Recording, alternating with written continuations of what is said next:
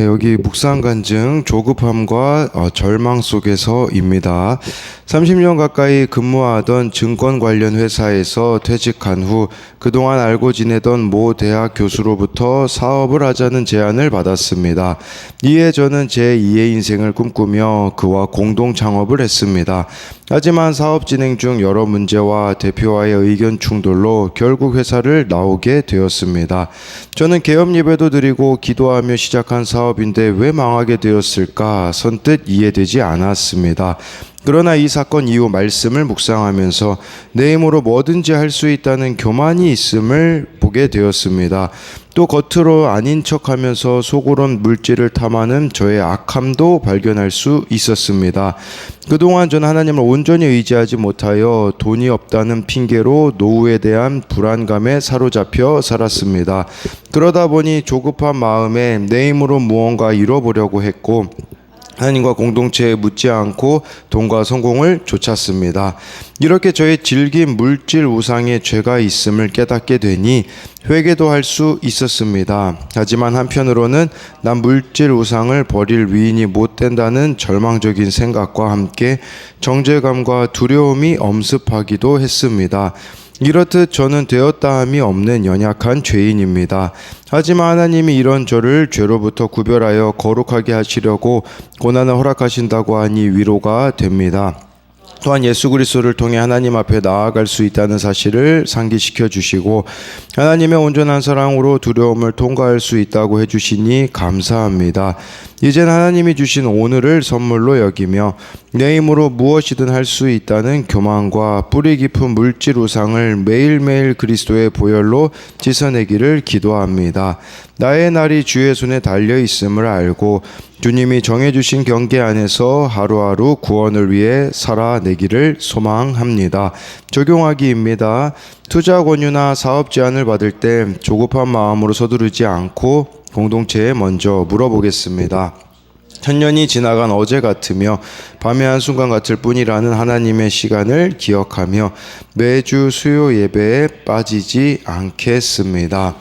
네, 여기 정말 이렇게 망하게 되는 사건을 통해서 이렇게 깨달은 게 두 가지라고 하잖아요. 하나는 내 힘으로 뭐든지 할 수 있다는 교만을 보게 되었다라고 하고, 또 한 가지는 물질을 탐하는 자신의 악함을 발견하게 되었다라고 이렇게 말해주고 있습니다. 그래서 참 고난과 같은 그 일들을 통해서 우리 안에서 또 이렇게 발견되어지는 부분이 있음을 나타낸다라고 할 수 있습니다. 오늘 말씀 제목은요, 자기의의 결론은 정죄감입니다 라고 이렇게 잡은 것은요, 지금 하나님이 욥의 자기의를 다루어 가시거든요.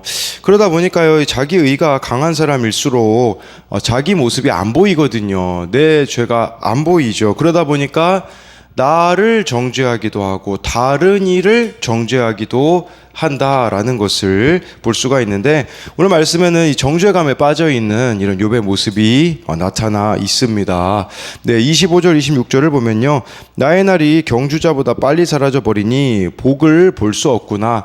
그 지나가는 것이 빠른 배 같고 먹이의 날아 내리는 독수리와도 같구나 해서요, 먼저 25절에요, 나의 날이 경주자보다 빨리 사라져 없어 버린다. 이게 그 원어를 보면요, 나의 날들은 달리는 사람보다 빨랐다. 이게 무슨 뜻이냐면, 빨리 달리는 사람은요, 우리가 보면 점점 작아져서 사라지잖아요. 그래서 지금 자신의 모습이 또 자신의 시간이 이렇게 빨리 흘러가지고 가고 있다라는 거죠. 그러면서 26절에 물살을 가르며 달려나가는 배보다도 이렇게 시간이 빨리 가고 있고요. 독수리라고, 또 여기 26절에 독수리가 나오잖아요. 먹이에 날아내린 독수리. 하늘을 나는 새 중에 가장 빠르다고 할 수 있는 독수리가 먹이를 보면 전속력으로 내리꼬는 속도보다 자신의 인생이 삶이 빨리 가고 있다라고 말해주고 있어요. 근데 이걸 지금 욥은 두려움을 느끼는 거예요. 아니, 지금 이렇게 느끼고 있는 것은 죽음이 가깝다고 느끼고 있다라는 것이거든요. 물론 욥기 3장에서 뭐 죽고 싶다라는 그런 고백을 하긴 했잖아요. 내가 안 태어났으면 좋았다.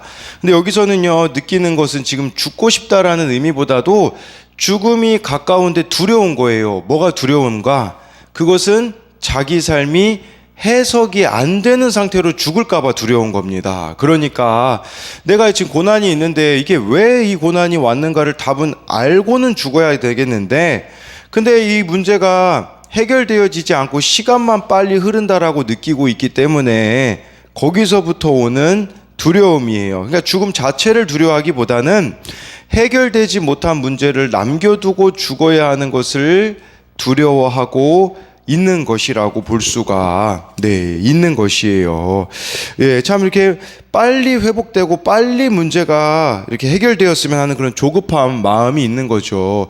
우리나라도 얼마나 빨리빨리를 추구합니까? 그런데 만약에 문제가 빨리 해결된다면, 고난이 빨리 없어진다면요, 우리는 한 가지 기회를 잃어버리게 됩니다. 그 기회는 뭐냐면, 저와 여러분들이 변화될 기회를 잊어버릴 수밖에 없다라는 거예요. 이 인내의 시간을 통해서 우리의 성품이 바뀌게 되어지고, 생각이 바뀌게 되어지고, 가치관이 깨지게 되어지는 거거든요. 그렇기 때문에 저와 여러분들이 문제 해결만을 바라지 말고, 그 가운데서 내가 훈련되어져야 되는 것은 무엇이 있는가를 고민하면서 나아가는 것이 중요하며, 하나님의 시간표에 나를 맞추는 것이 또한 중요하다라고 볼 수가 있습니다. 그래서 이것에 대한 적용 질문도요, 고난에서 빨리 회복되기를 바라는 조급함이 있습니까? 그것이 오늘을 더덥게 살게 하는 원인임을 인정합니까?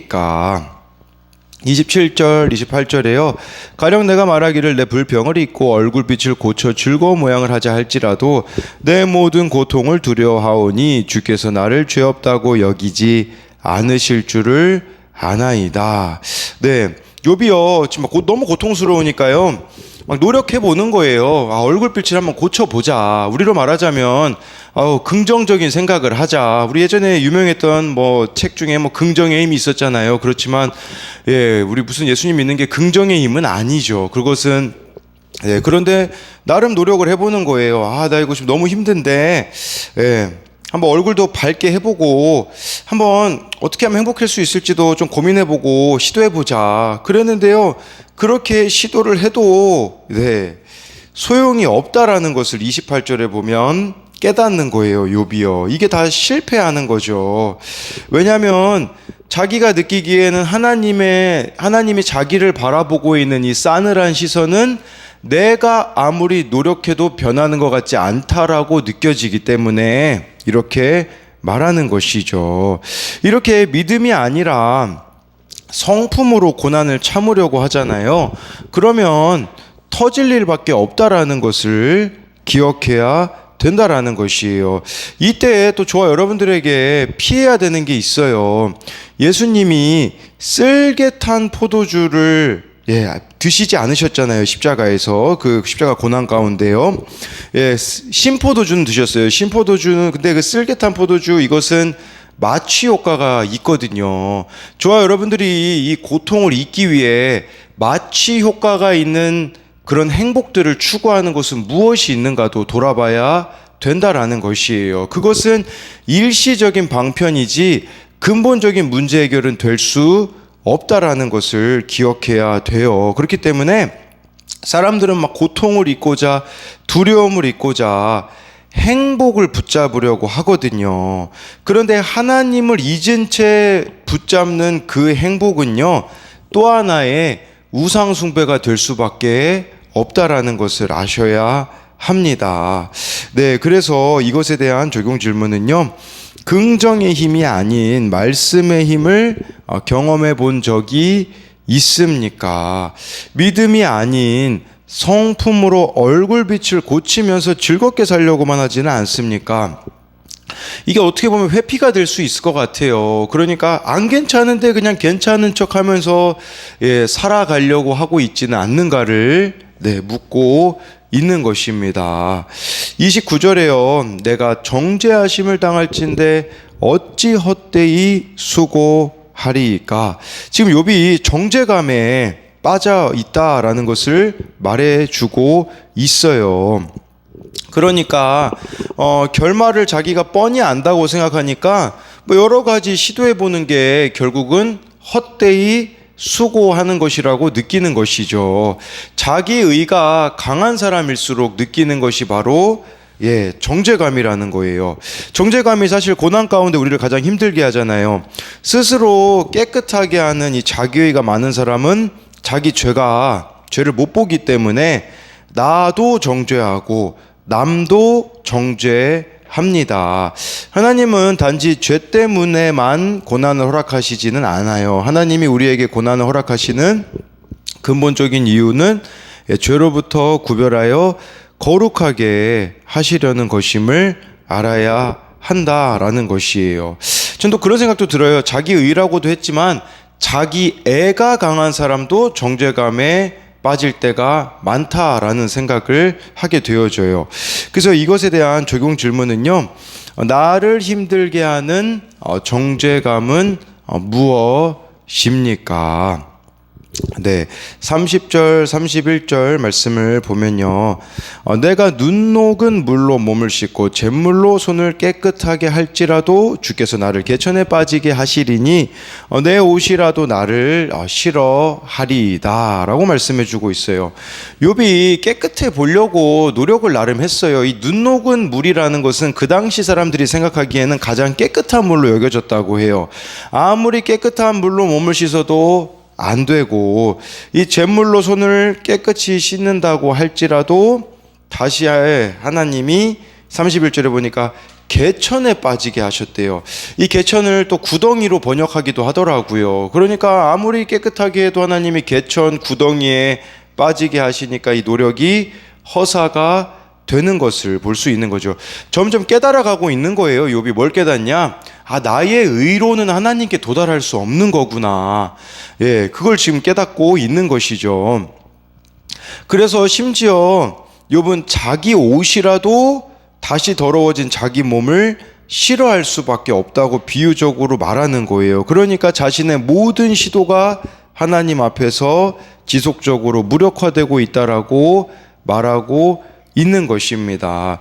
이걸 통해서 물론 이 상황에서는 욥이 하나님이 떠나신 게 아니잖아요. 고난이라는 문제 속에서 이렇게 자기를 발견해 가고 있지만, 근데 우리가 한 가지 생각해 볼 수 있는 측면은 있어요. 그건 뭐냐면 지금 욥에게는 어찌 보면 하나님과의 이 임재가 없잖아요. 하나님과의 이 친밀함이 없어버리니 느끼고 있는 이 모습들이, 사람이 하나님과 멀어진다면요, 더러운 죄에서 벗어날 수 없기 때문에 결국은 어떻게 되어지냐?